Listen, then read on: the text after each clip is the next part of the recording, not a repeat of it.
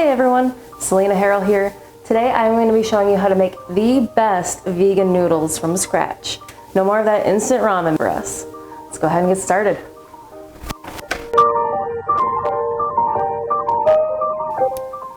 So vegan noodles from scratch is a lot easier than what it sounds.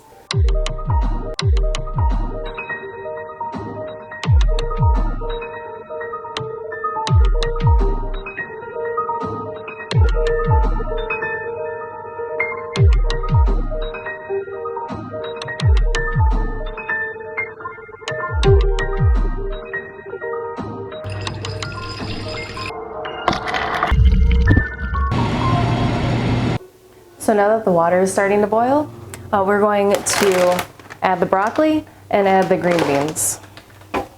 And the way that I like to do it to preserve all the vitamins, I use this little drainer, and basically I just run water over it while the water is heating up, cooking the noodles, and then you get to add it all together in the end.